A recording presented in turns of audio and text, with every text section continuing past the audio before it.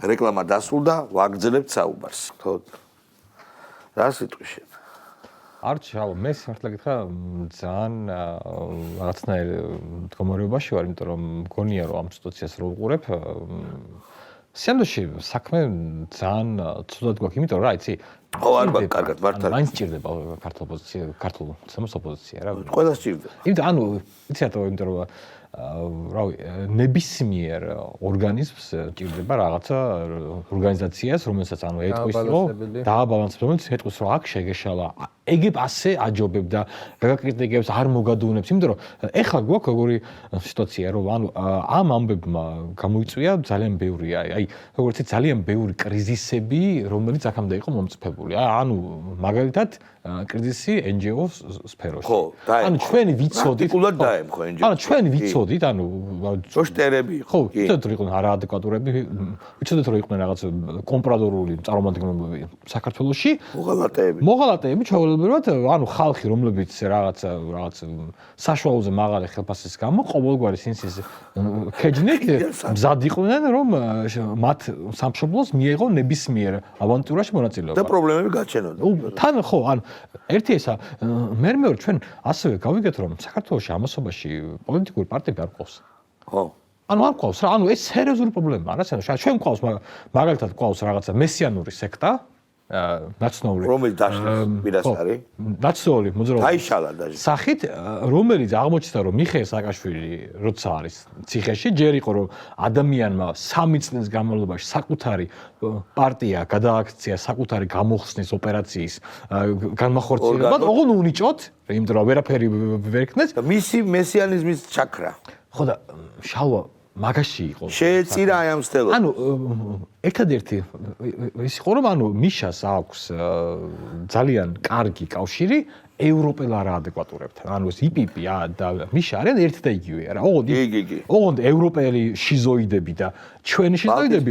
რა თქმა უნდა, არა, ეგ მაგათ გულისხმობ. ეგ ყველაზე მაგავშირებელი. კი, ანუ ეს არის ხალხი, რომელიც ერთი და იგივე ენაზე ლაპარაკობენ, ერთი და იგივე პრობლემებს მქონე ხალხია და რა ხდება, ანუ ამათ უნდათ რომ ამ ომის შემდეგ რაღაცა მენტალური კავშირით მიშას ერთადერთი შანსი მაგით მიეცა რომ ეგება ხო აი ამით მაინც გაიქცევი და ვიპასუხე ბალტიის პირელების ქმედებები პრაგმატულად გასაგებია უნდათ რომ აქცენტი გადმოვიდეს საქართველოზე აქ დაინთოს ხანძარი რომ ეგებ იქ პრობლემები ნაკლები იყოს ამათ რა უნდათ ქართველებს ეგრეთ წოდებულ ქართველებს შეხედე ჯერ ერთი აი ხა შეხედე ხა ბალტიისპირეთს რა.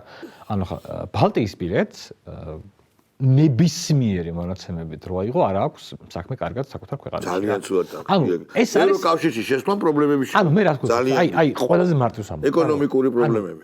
დემოგრაფიულად. ანუ გაიქცა. რომ ნახო, ანუ ბოლო პერიოდის გაეროს სოფლიო ბანკის მონაცემები. გაიქცა ხალხი. ანუ 5-დან 3 მომაკვდავი ანუ აქ ლაპარაკი კი არ არის, ანუ წარმოვიდგინე უკრაინა, სადაც ომია, ღაზას სექტორი, სადაც ისრაელმა ყველაფერი გაანადგურა და 3 ბალტიური სახელმწიფო. იმდენ წარმოვიდგინე და შალვა რა ხდება, იცი რა, აი წარმოვიდგინე რომ ანუ ბალტიისპირეთს ევროპულმა ელიტამ გამოუყო ადგილი რუსეთის წინააღმდეგ არაადეკვატური მაყეფარების. ოღონდ ბალტიელებმა რაღაც მომენტში აღმოაჩინეს, რომ თვითონ არიან დაცულები და იყო კიდევ ერთი სახელმწიფო, რომელიც მათ მაყეფარობას უფრო სხვანაირად აკეთებდა. მაგალითად, საქართველო რა, ჩვენ რუსეთის გაღიზიანებას ვახდენდით ისე რომ ამას მოყვებოდა ომიც აუცილებლად და ჩვენ ამ ომშიც მივიღებდით თუნდაც ატუღად სინამონლები. ეხლა უცებ აღმოჩნდა ჩვენ ჭკუა გვაქვს. ხო ჩვენ ჭკუა გვაქვს და ანუ აი სულ მინიმუმ ან მე რას ვამბობ თუ გახსოვთ რა რომ 2022-ში იყო საუბარი რომ საქართველოს მიიღოს მონაწილეობა სანქციებში. ჩვენ გავსვით შეგეთქვა რომ აი რომ მივიღოთ მონაწილეობა. მე ჩვენ რა? სანაცვლოდ რას მივიღებთ? არა. 4 მილიარდ ზარალზე იყო საუბარი. ზაზა. 4 მილიარდს ვიზარალებდით დაგუპავდა ეს. ისინი არაფერს არ გვაძლევდნენ. არის ეკონომიკაში ქვია 70-ის პრინციპი რა, ანუ აი იმისთვის რომ გაიგო შენი ქვეყანა რამდენ წელიწადში გაორმაგდება არის 70 უნდა გაყო იმ ეკონომიკურ სტაზე რომელიც გაქვს. ამ 3 წლის განმავლობაში ნუ საშუალოდ 8-9%-ით გაიზარდა. ანუ აქედან გამომდინარე, ანუ 10 წელიწადში ჩვენ მივახცევთ საშუალო ევროპულ გავაორმაგებდით ეკონომიკას. და საშუალოზე დაბალ ევროპულ ეკონომიკას მივიღებთ. ასეთი ზდა რო კიდე გაგზავნეს 3-4 წელი, უკვე ძალიან სერიოზული რო გვექნება. ამასობაში ჩვენ მაგალითი გვაქვს. ამასობაში მოლდოვას აქვს 0%-იანი ეკონომიკური ზრდა. მოლდოვა, რომელიც ნაწილობრივ შეუერთდა ყველა ამ შიზოფრენიას, რომელსაც ჩვენ გვეუბნებოდა 0% ზრდა აქვს. ანუ წარმოვიდგინეთ რა. ქვეყანა იშლება უკვე. მაგას თავი დაანები შალო. მე აი ძალიან ცინიკურად, მატერიალისტურად ვამბობ, რა რომ საქართველოს მიიღო რამოდენიმე ათეული მილიარდი ლარი მარტო იმიტომ, რომ ჩვენ ეს იგივე არ გავაკეთეთ. მე ხა შემდეგი საკითხი მინდა განვიხილოთ. რატომ მოხდა, აი ძალიან საინტერესო საკითხია და ჩვენ მგონი ჩვენს მაყურებლებსაც საინტერესებს. ეხა უკვე შეგვიძლია შედეგების წინასწარ. რატომ მოხდა ზაზა და ბიჭებო, რატომ მოხდა რომ ვერც ერთი პარტია ან ვერც ერთი ინდივიდმა ვერ ივარგა ოპოზიციაში. თითქოს და გაენებებინათ თავი ამ რუსული თემის პედალირებას, გაენებებინათ თავი იმას, რომ ეს დიქტატურაა და დაეწყოთ კონკრეტული დარგების, კონკრეტული პრობლემების კრიტიკა. რა არ არის პრობლემები და ეთქვათ, რომ აი ეს არ ვარგა, ეს ამის ბრალია და მე რომ მოვალ ხელისუფლებაში ასე გავაკეთებ. რატომ მოხდა? აი ძალიან საინტერესო. ნუ თუ deep state-მა, პირიშვილებმა ევროპიდან თუ ძველი ადმინისტრაციიდან ამერიკისა ყველა გამოხრა და ყველა შეჭამა. აი საინტერესო საკითხია სხვათა შორის. ერთი მაინც რატო არ აღმოჩნდა? ყურეთ რა შეასაქმე ჯერ ახლა წეგან ჩილი ახსენე 70-იანი წლებია. იმის მერე 50 წელზე მეტი გავიდა და ამერიკას არაფერი შეუძლია იგივე მეთოდებით აკეთებდა დღეს საქართველოში რევოლუციას, რაც მაშინ ზუსტად ჩილეში, რაც აი ჯარი არ ესეთი. ხო, ერთ-ერთი იყო, არა, იქაც ადგილობრივმა ჯარმა არა, აქ უბრალოდ ისინი დააფინანსეს და პატრიოტები არიან ჩვენი ბიჭები და იქ გასაგებია. ხო, და იქ და ახლა ამ შემთხვევაში ჯარს თავი დავანებოდა ეს დანარჩენები იყიდეს. ეხლა ამათი მთავარი პრობლემა რა არის? უყურე, როდესაც ჯერ მაგას სჭირდება ქვეყნის სიყვარული პირველ რიგში.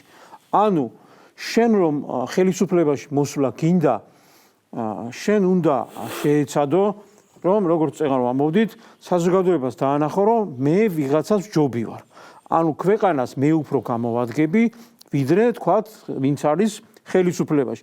ამას სჭირდება დრო. მე უნდა დამანახო, რომ შენ უფრო ეროვნულად როგორც პატრიოტი უკეთესად აზროვნებ, პრაგმატულად აზროვნებ, რაღაცა სხვადასხვა ხედვები გაქვს ისეთი, რომელიც ქვეყანას გამოადგება. ეს როგორც ეკონომიკაში, ისე საგარეო პოლიტიკაში, საშინაო პოლიტიკაში და ასე შემდეგ. ამათ რა უნდათ? უყურე, როდესაც ნაყიდი ხარ, შენ კი აღარ გინდა. იმას უნდა შენს მყიდველს, რომ სასწრაფო წესით საქართველოში მოხდეს, ანუ რა არის, რუსეთთან და კიევთან, უკრაინაში და რუსეთს შორის დაიწყო ომი. ახლა შენ რომ დაждდე, მე შენ ამდენ ხებდა იმას, რა ქვია, ხელისუფლებას დაუწყო არსებითად დავა იმაზე, რომ ეკონომიკასთან დაკავშირებით, არსებითად თქვა, იქ ჯანდაცვასთან დაკავშირებით, სოციალურ საზოგადოების ინტერესებზე რომ ილაპარაკო, ამას სჭირდება მინიმუმ 4 წელიწადი, რომ საზოგადოება მუშაობა, ჯერ ერთი რომ სამაგისტრო ტვინი არ აქვს, ეს ერთი. ერთს არ აღმოაჩნდა ვიღაცა. დრო აღარ დავკარგოთ და მეორეც, ანუ მე რომ ვაფინანსებ, ეხლა მე შენ 4 წელი სად უნდა გიყურო თუ ჩემი ძმა ხარ რა. მე ეხლა მჭირდება, როდესაც უკრაინა და რუსეთი ერთმანეთს ჯობენ, დღეს მჭირდება რომ მეორე ფრონტი უნდა გაიხსნას ეხლა და ამდენი ფული რო გაჭამე, ეხლა თავშქვა იცემე და რაღაცა ქენი, ბოდიშით ესე რომ საუბრობ, რაღაცა ქენი რომ დროზე ქვეყანაში დაიწყოს არეულობა და შენ გადახდილი ანაზღაური, ხო? ეხლა მე მჭირდება ეს და მორჩა. ამიტომ ეხლა ესენი გარდა იმისა, რაც საზოგადოებას უნდა, ყველაფერს ედებიან, ხო აკვირდებით, რომ ყველაფერზე რაც ყველაფრის პროვოკაციას აკეთებენ. როგორმე ხელისუფლება წამოეგოს და საზოგადოებაში დაიწყოს ბუნტი. მეტი არაფერი არ აინტერესებს. სხვა ნებისმიერ პოლიტიკურ პარტიას კითხეთ, რომ მოხდა სასწაული და ხვალე მოხვედით ხელისუფლებაში. რა გეგმა გაქვს? რა გეგმა გაქვს? არც ერთს არა გეგმა. აი რაღაცა ტყუილებსაც ვერ დაიწყებს და პირდაპირ იწვევ რომ გეგმა ჯერ არა გვაქვს და მერე გვექნება. ანუ ერთი საკითხი რაღაცა სულ მინდა ვახსენო ვიზა ლიბერალიზაციასთან დაკავშირებითაც ჩვენ არ გითხავს ჩვენი მოსაზრება გაუქმებასთან დაკავშირებით რომ გვემუქრებიან.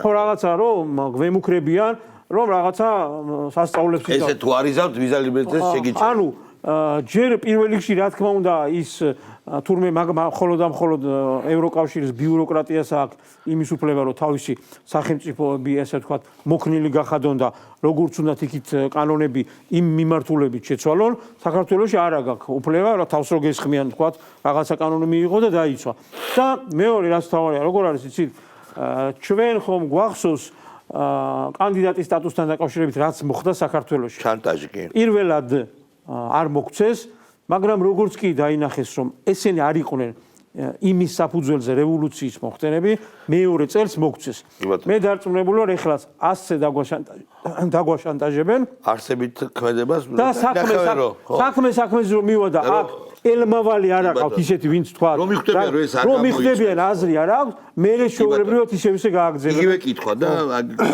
აი რამდენიმე პასუხი მაქვს ესეთი რომ ერთი არ აღმოჩნდა რომელსაც არ აიღო ის პული და მე მგონია რომ ეს ბულინგის მექანიზმი იმდენად აქვს ფესვგადგმული რომ შეიძლება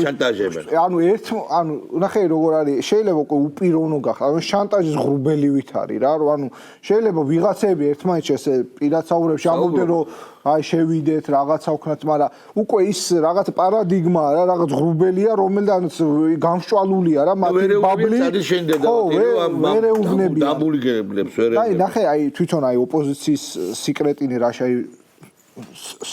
ქართული ოცნების თვითონ მე თქვენს აი გირჩი მას და იმანა ცოტნე კობერიძე და ჩვენო აი ოცნების ამ ომის და მშვიდობის რიტორიკას ვერაფერი ვერ დაუპირისპირებდა რას დაუპირისპირებდი შენ იყავი გამოდიოდი ცხინვალში შევისეირნო ეს ჯაფარიძე და ეგ თქვენი შემადგენლობა იძახდა მაგას და როგორ დაუპირისპირდებოდი შენ იყავი ის ვინც ღია ეთერში ამბობდი რომ მიდი შედი შევიდეთ ვიბიომოთ ეგებ დრო ხო არ არის და რაღაცა და რა თქმა უნდა ანუ შენ როცა ხარ სულელი და რაც არის ხელისუფლების აბსოლუტური სიმართლე რომ ის თავის ერს იცავს და არ ჩეხავს მეორე ფრონტში და შენ ზუსტად იქ უყავს სადაც ყველაზე ძლიერია ეგ ცხადია რომ შენ ვერაფერს ვერ დააკლებ მაგას რა მე ვეთანხმები ზაზას იმ კონცეფციაში რომ გარე დაკვეთა რევოლუცია და ეხლა შენ არჩევნები ვერ გააკეთებთ ან როდესაც მთელი შენი პარტიული სტრუქტურა იყო აგებული იმაზე რომ რევოლუციაზე ეგრეთ წოდებული გარე დონორებზე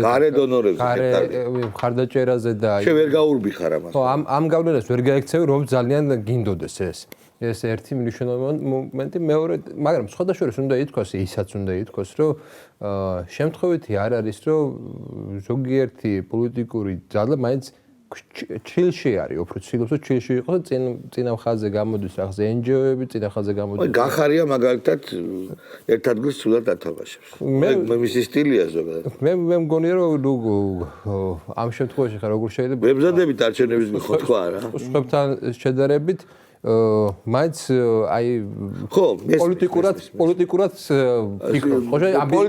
რაღაც ჭეშმარიტებთან ახლოსა ჭეშმარიტება არაა მაგრამ ახლოსა მან არის ერთი მნიშვნელოვანი მომენტი ზოგადად ჩვენთან ვერ ჩამოყალიბდა სამწუხაროდ რაღაცა ისეთი ძლიერი პარტიული ორგანიზაცია აი რასაც ჭირდება აი მაგალითად როდესაც შენ გინდა გააკრიტიკო ოცნების სოციალური პოლიტიკა ეკონომიკური პოლიტიკა თუ რაღაცა შენ ჭირდება პარტიაში ხყავდეთ ძლიერი ჯგუფი რაღაცა ეკონომისტების ძლიერი ჯგუფი რაღაცა რომელიც დაგიდებენ კომპეტენტურ დასკვნებს პოლისებს შექმნიან გექნება ურთიერთობა საზოგადოებას და გასაგები რომ შეიძლება ერთი ლიდერმა ესე ვერ იმუშაობს ერთი მიმართულებით მაგრამ მაგას ჭირდება პარტიული მთელი ინფრასტრუქტურა რომელიც იმუშავებს ამაზე და ამას ჭირდება კიდე ასევე პოლიტიკური ნება რომ შენი მიზანი იყოს არჩევნებში გამარჯვება და არა რევოლუცია რა და როდესაც არც ერთი მიზანი არ ემთხვევა და არც ერთი ის არ ემთხვევა ვიღებთ იმას რაც ეხლა არის რეალურად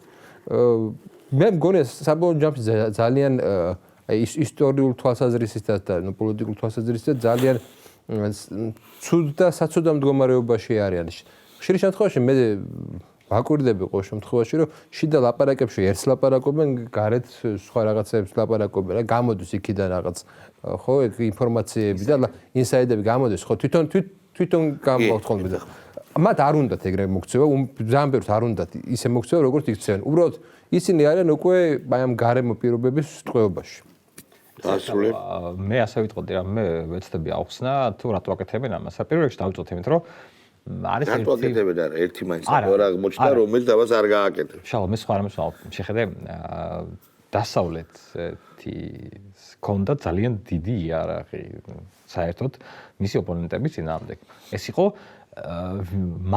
დასავლეთზე ყოვლად ძლიერი რაღაც ზებუნებრივი რაღაცების წარმოდგენა. ანუ მე რას გულისხმობ რა, რომ აი დასავლეთზე ჰიპერტროფირებული. ანუ ყველას წარმოედგინა რომ დასავლეთი იყო იმაზე შეუდარებლად ძლიერი, შეუდარებლად ორგანიზებული და შეუდარებლად უფრო ბევრი რაღაც აკეთებდა. ვიდრე აღმოჩნდა რეალობაში. ანუ მოდი ავიღოთ რა, აი ძალიან ცნობილი ის ლიტერატურული ალუზია რა, რომ აი მეფე შიშველია.